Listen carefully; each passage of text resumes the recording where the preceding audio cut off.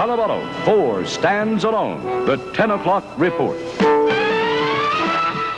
Good evening. Thanks for watching. Here is the news. Big trouble in the coal negotiations this evening. Mine operators turned down the latest proposal from the union, a proposal which was to base a settlement on the contract reached with an independent coal company late yesterday. As far as an imposed settlement out of Washington is concerned, the president has yet to decide whether to order the miners back into the mines. The man whom police believe may have been responsible for a brutal rape murder in the Denver area 2 nights ago will be back in Denver in about 25 minutes. Dana Morgan, a sergeant at Lowry Air Force Base, was picked up early this morning at a bus station in Fort Smith, Arkansas. He waived extradition and is flying back to Denver in the custody of 2 Aurora police officers. A resident of the same apartment as the victims, Morgan has been a suspect in the murder of Stuart Smolin and the rape and shooting of Smolin's companion since late yesterday. As police searched for clues as to who the murderer might be yesterday morning, Morgan reported, as usual, for work at Lowry Air Force Base. Later, he left for Arkansas on a 2-day leave to see a girlfriend. That's where he was picked up. Today, in the military office where Morgan worked, there was general disbelief that the sergeant could be involved in the crimes. He's been an outstanding individual during his time he's been with the squadron. Have you been aware of any sudden personal strife in his life that might have set him off? He has had some problems, but insignificant. The 26-year-old woman who was assaulted and then shot 3 times is now in satisfactory condition at Aurora Community Hospital.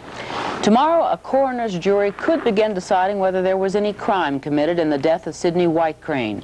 Whitecrane was an American Indian who died in a hospital 2 days after he was arrested for suspicion of petty theft. Jim West reports on today's testimony. Whitecrane's death focused suspicion on 2 Denver policemen who arrested him in a lower downtown Denver tavern, patrolman Gary Sire and William Wickersham.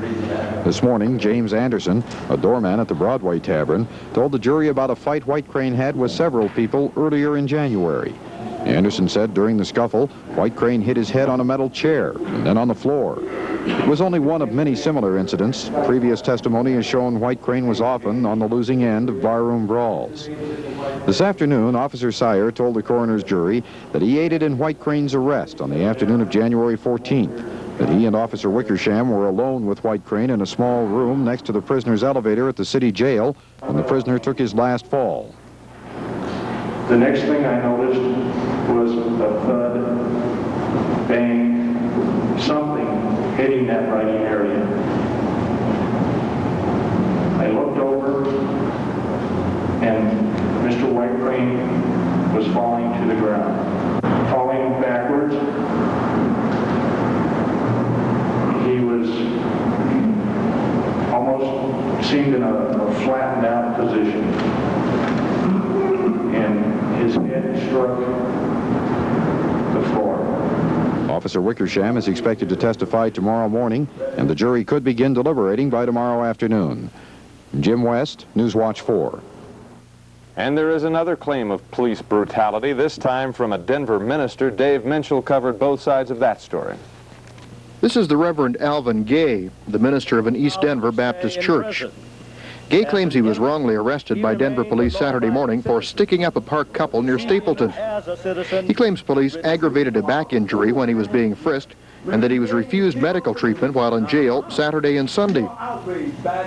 Black ministers held a news conference to denounce his treatment, to demand an apology from Police Chief Art Dill, and to request a special investigation.